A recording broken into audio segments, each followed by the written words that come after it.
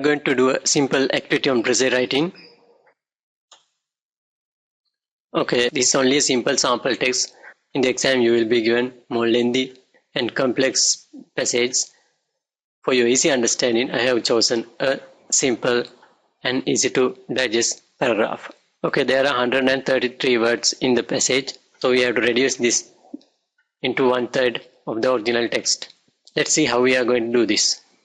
As we discussed earlier, your first task is to identify the thematic sentence. So I have highlighted it using green color and the supporting details using the blue color and yellow color. Okay, let's do this step by step. Okay, this is the topic sentence. So we are going to reduce this topic sentence into a small sentence. So look at the topic sentence. Teaching is the noblest profession. A teacher has a sacred duty to perform. It is he on whom rests the responsibility of molding characters of young children. The gist of the thematic sentence or the central idea of the marked sentence is teaching is a noble profession. As you can see, all the other details support this central idea. That means those are the examples to show how teaching becomes a noble profession. We can cut off those extended informations to reduce the number of words. Okay, let's move to the next part. Again, the mark idea is somewhat lengthy.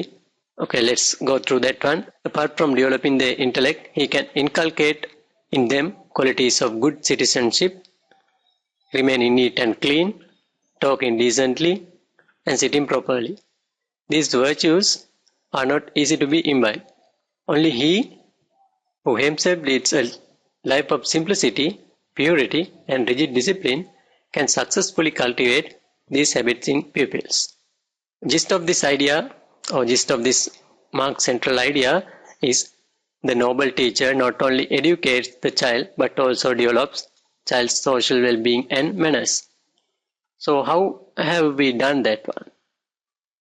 We have done this by incorporating ideas. That means putting a number of words into a single word. Look at the examples. Qualities of good citizenship. Remaining neat and clean. We can put that into a single word called social well-being. Look at the second example. Talking decently and sitting properly. We call these things as manners. Look at the last one. Developing intellect can be used in the word educate. We have incorporated words into single words to reduce the number of words. In that way, we have generated this gist without harming the sense of the sentence. Okay, let's look at the next subordinate idea. Beside a teacher always remain young, he may grow old in age, but not in spite. Perpetual contact with budding youth keep him happy and cheerful. There are moments when domestic worries weigh heavily on his mind, but the delightful company of innocent children makes him overcome his transient mood of despair. So again, we have summarized this idea into a small sentence. He remains forever young as he can find pleasure in young company, forgetting his burdens of life. So what have we done here? The first thing we have done is removing repeated words. For example, remain young, may grow old in age, but not in spite.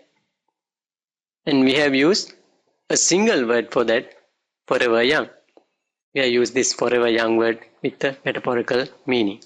As we had done in earlier one, we have incorporated the words his worries and moods of despair into burdens of life. So in that way, we can reduce the number of words. This is the final product. We have reduced the number of words into 1/3 of the original text. So it is time to write the precis. For that, you have to draw a table of 5 columns and number the rows. So you can decide the number of rows according to the number of words. After writing the precis, you can give it a title and write the number of words at the end of the precis. Right, remember, the articles like the are also used as words. Do not use punctuation marks in separate cells.